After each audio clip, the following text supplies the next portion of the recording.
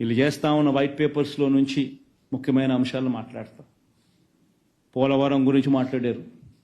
నిజంగా నేను ఒకసారి ఆలోచన చేయాలి, అసలు పోలవరం అనే సబ్జెక్ట్ ఏమిటి అని. పూర్తి డ్యామ్ ఫోటో వేయమ్మా ఒకసారి, చూపించు ఒకసారి. పోలవరం అన్నది ఇది పోలవరం ప్రాజెక్టు, ఇది స్పిల్వే. అందరు ఈ ఫోటో ఒకసారి గమనించండి ఒకసారి, ప్రతి ఒక్కరు కూడా. ఎందుకంటే అది అర్థం కావాలి సార్, పోలవరం అనేది ఏమిటి అనేది, ఏం తప్పులు జరిగినాయి అనేది. ఈ పోలవరం అనేది ఇది పోలవరం ప్రాజెక్టు. ఈ స్పిల్వే ప్రాజెక్ట్, ఈ ముందర మీ ఫోటోలో కనిపించేది స్పిల్వే. ఈ స్పిల్వే అనేది పూర్తి అవుతేనే నీకు అటువైపున నువ్వు డ్యామ్ కడితే ఆ డ్యామ్ నువ్వు కట్టినప్పుడు నీళ్లు నిలుస్తాయి. ఆ నీళ్లు డైవర్ట్ అయ్యి ఈ స్పిల్వే గేట్ల ద్వారా నీళ్లు బయటికి రావాలి. అలా రాకపోతే ఆ నీళ్లు ఎక్కడికి పోతాయి? చంద్రబాబు నాయుడు ఏం చేసినాడు? ఈ స్పిల్వే పనులు పూర్తి చేయలే. ఫౌండేషన్ లెవెల్లోనే ఆ స్పిల్వే పనులు ఆపేసినాడు. ఎందుకు స్పిల్వే ఫోటో చూపించిన ఒకసారి. ఫౌండేషన్ లెవెల్లోనే ఆపేసినాడు. ఇప్పుడు నెక్స్ట్ ఇంకో ఫోటో. అది ఒక వైపున ఆపేసి రెండో వైపున కాఫర్ డ్యామ్ కట్టడం మొదలుపెట్టాడు. కాఫర్ డ్యామ్ అంటే ఏంది? వాటర్ ఫ్లోను ఆపి నువ్వు మెయిన్ డ్యామ్ పనులు చేసుకునే స్ట్రక్చర్ను కాఫర్ డ్యామ్ అంటారు. సో కాఫర్ డ్యామ్ అనేది ఫస్ట్ కాఫర్ డ్యామ్ కడుతున్నావు, తర్వాత గ్యాప్ ఇచ్చి ఇంకొక కాఫర్ డ్యామ్ ఇటువైపున కడుతున్నావు. ఎందుకంటే నీళ్ళు అటువైపు నుంచి రాకూడదు కాబట్టి.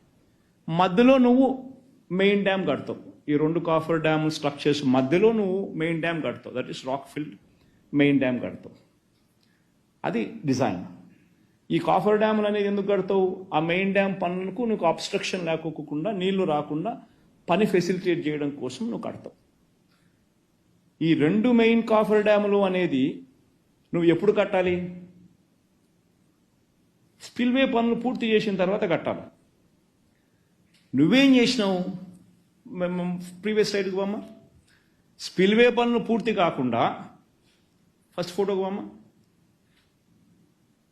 స్పిల్వే పనులు పూర్తి కాకుండా కాఫర్ డ్యామ్ కట్టడం మొదలుపెట్టాం.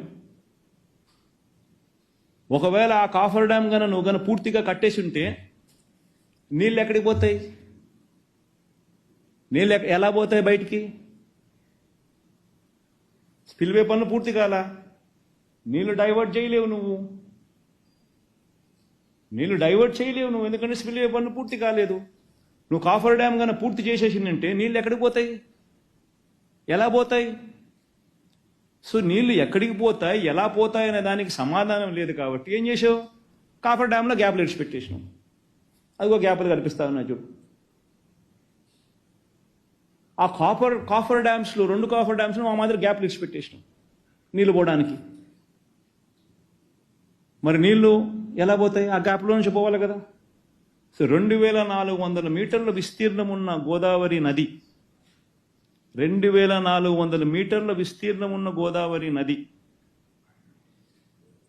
కేవలం ఈ చిన్న చిన్న గ్యాపుల నుంచి నీళ్లు ప్రవహించాల్సి వచ్చింది. ఎందుకంటే మిగతా చోట కాఫర్ డ్యామ్ అడ్డం ఉంది.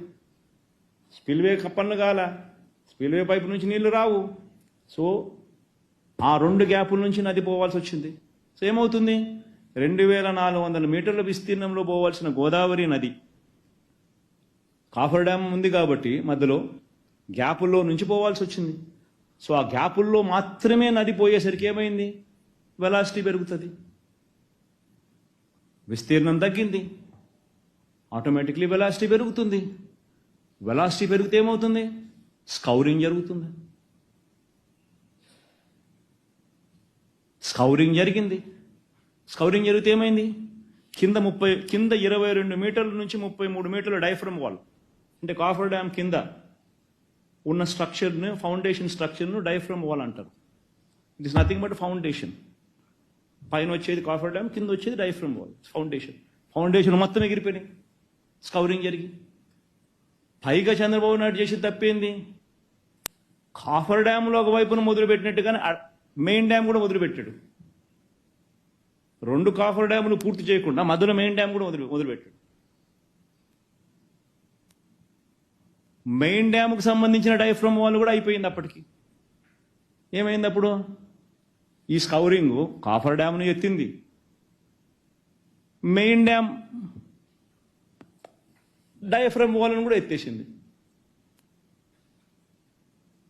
సో మొత్తం 3 చోట్ల 3 డయాఫ్రమ్ వాల్స్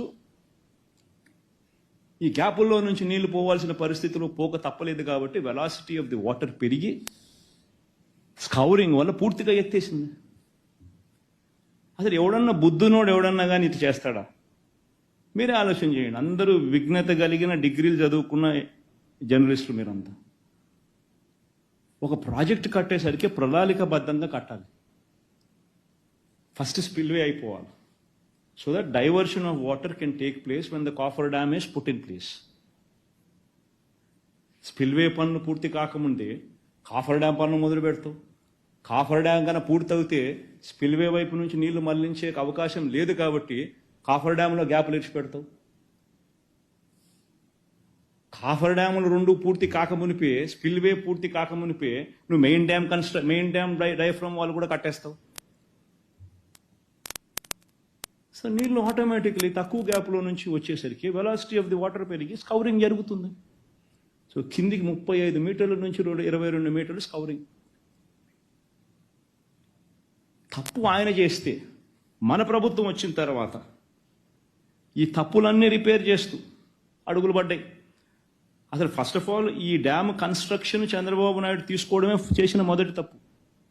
కేంద్ర ప్రభుత్వం చట్ట ప్రకారము వైపీ రీఆర్గనైజేషన్ యాక్ట్ ప్రకారం వాళ్ళు కడతామంటే వాళ్ళతో కట్టించకుండా చంద్రబాబు నాయుడు దీన్ని కాసుల కోసం, కమిషన్ల కోసం కన్స్ట్రక్షన్ యాక్టివిటీ ఈయన తీసుకున్నాడు. తీసుకుని 2013 ఈయన తీసుకునిందే, ఈయన ప్రభుత్వం వచ్చింది 2019 వచ్చింది, 2014 వచ్చింది. సారీ 2014 వచ్చింది. 2014లో ఆయన ప్రభుత్వం వస్తే ఏమంటాడు? 2013-14కు సంబంధించిన రేట్స్ ఫ్రోజ్ అంట, ఫ్రీజ్ చేసి ఆ రేట్లకి మేము చేస్తామని ఒప్పుకున్నాడు. ఏ ప్రాజెక్ట్ అయినా కానీ ఎన్ని రోజులు పడుతుందో ఎవరికి తెలియదు. కేంద్ర ప్రభుత్వం రెస్పాన్సిబిలిటీ, ప్రాజెక్టు కట్టాల్సిన బాధ్యత మీది అని చెప్పాల్సింది పోయి నేను ఓన్లీ ఎగ్జిక్యూషన్ అథారిటీ, నేను కాకపోతే మీరే చేయండి కానీ ప్రాజెక్టు మీరే కట్టాలని చెప్పాలి. కానీ రేట్లు ఎవడన్నా ఫ్రీజ్ చేస్తాడా? 2023-24 రేట్లు మాత్రమే నేను తీసుకుంటానని ఫ్రీజ్ చేసినాడు. అది ఇంకొక తప్పు చంద్రబాబు చేసింది. ఇంత దారుణంగా చంద్రబాబు నాయుడు గారు చేయడమే కాకుండా ఏం చేశాడు? దీంట్లో సబ్ కాంట్రాక్టర్లు ఏమని తీసుకొచ్చాడు?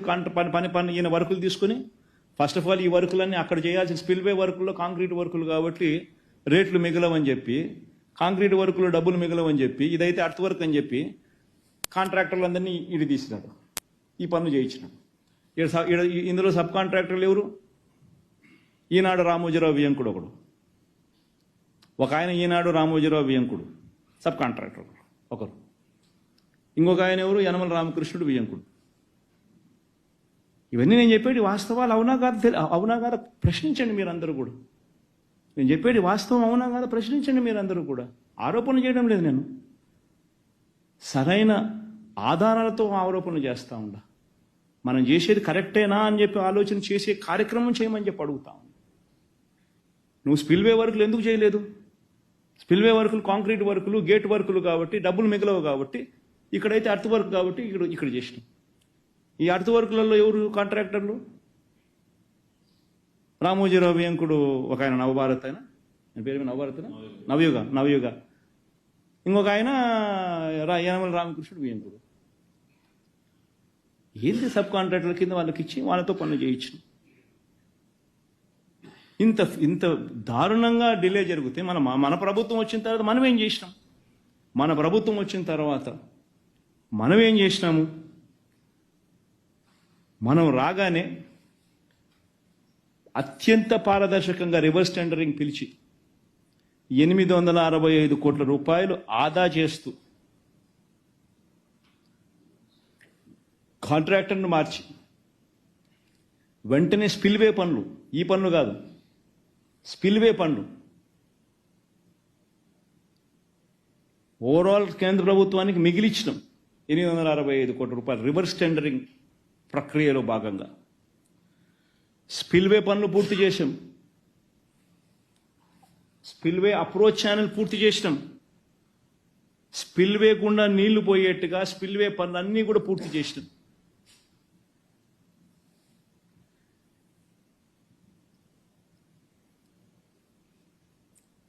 అప్రోచ్ ఛానల్లో దిగువ కాఫర్ డ్యాము, ఎగువ కాఫర్ డ్యాముల్లోని గ్యాప్లకు సంబంధించి కాంక్రీట్ నిర్మాణం పూర్తి చేసినాం. ఎంత మనం చేసినాం.